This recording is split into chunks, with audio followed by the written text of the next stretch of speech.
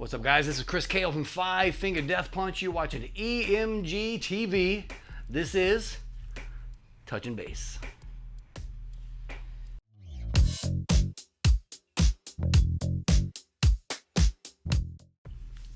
Why bass, you ask? Why bass?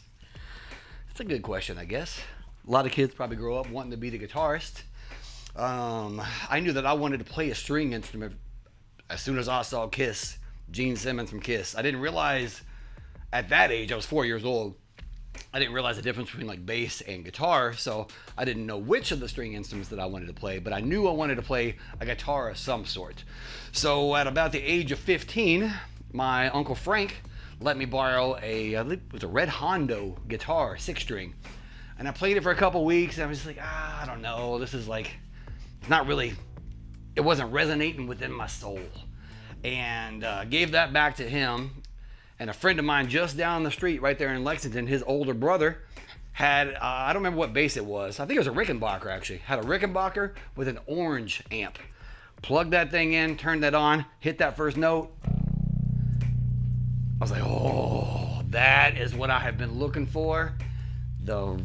Just everything rattled with him in my body. The flow came from the ether. That was the moment that I realized it was bass for me. And then I went back and looked at like how I listened to music as a kid. I was always listening to bass lines and didn't realize that I was listening to bass lines. Like Motley Crue, Looks to Kill, even so much as like Geddy Lee from Rush, Tom Sawyer. That was one of the first songs I learned actually in its entirety was Tom Sawyer. I went from the Scorpions' Rock You Like a Hurricane to Tom Sawyer by Rush in like this about 3 songs, I think it was. It was one of those things where I was terrible, learned a little Scorpions, and then something happened, divine intervention, whatever you want to call it, but I got good real quick. Well, as good as I am, I guess.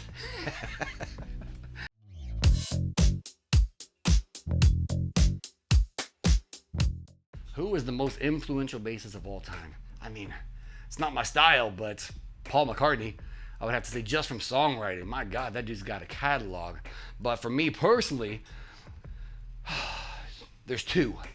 Gene Simmons from Kiss is the first one for me. I've got Gene Simmons tattooed on my shin somewhere. And then the other one would be Cliff Burton from Metallica. When I was growing up, I saw Gene Simmons on a show called 3-2-1 Contact back in the day when I was a little kid. They were talking about Kiss's lighting, the crew, production. And I saw him on TV and I was like, I don't know what he's doing, but whatever it is, that's what I want to do. And if anyone has ever seen any sort of pictures of me, whether it's at meet and greets, whether it's on stage, my tongue is out all the time. Thank you, Gene Simmons.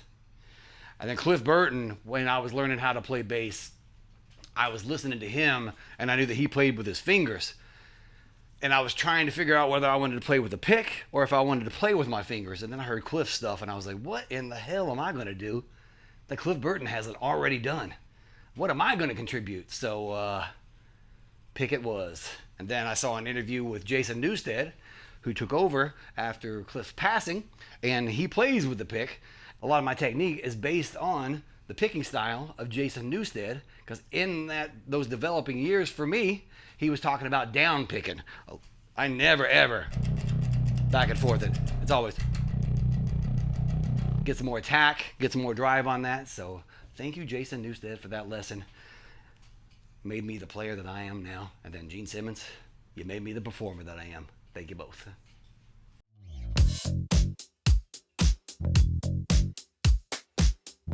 My favorite bass, actually I got a good story about this one right here.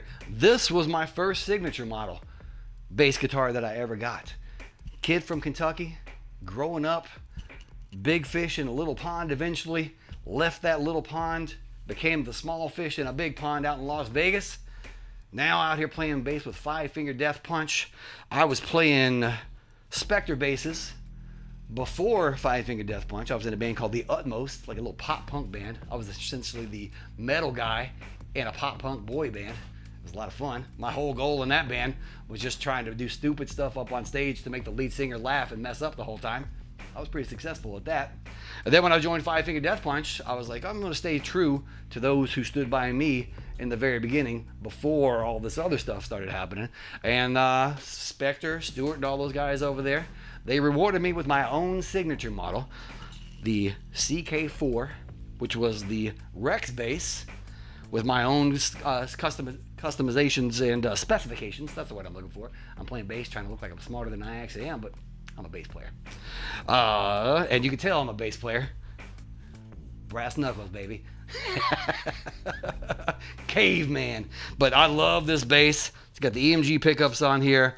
Got the brass knuckles, which is kind of a tribute to Five Finger Death Punch. Also, my own attitude on the bass. I don't necessarily play bass. I beat the shit out of it. If you've ever seen me play live, you know. And if you see right here on the back of this bass, even got my name right there. So thank you, Spectre. All those guys over there, PJ Rubel back in the day, Stuart Spectre, for believing in me. And yeah, even before Death Punch. So thank you guys very much.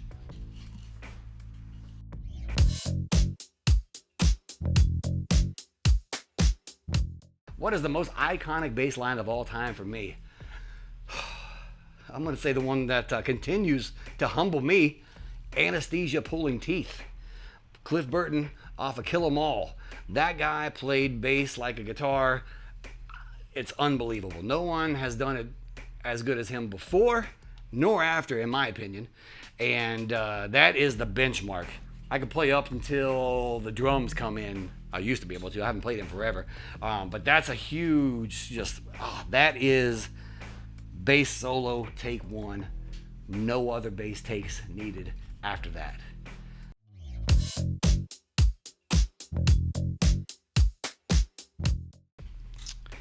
If I could be a stunt double for any bassist, it would be Victor Wooten. Because that dude is an ungodly talent. Pulls things out that I could never begin to imagine. I just want to feel what it's like one day to have that level of talent. I was going to say Gene Simmons from Kiss, because that's been my idol all since I was 4 years old. But I kind of got a gimmick going here. And to be Gene Simmons from Kiss, I'd probably have to cut that off, and that ain't happening.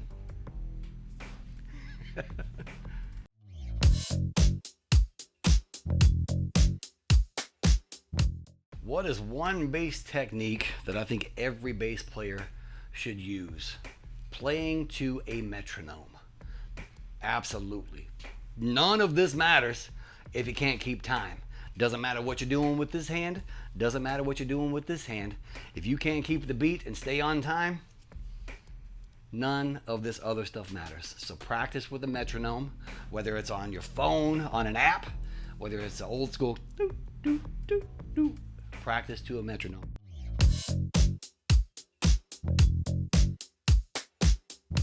If I were to pick a rhythm section from any time, living, dead, I think it's already been done. Led Zeppelin. Led Zeppelin already did everything. We need nothing more than that. Certainly not me.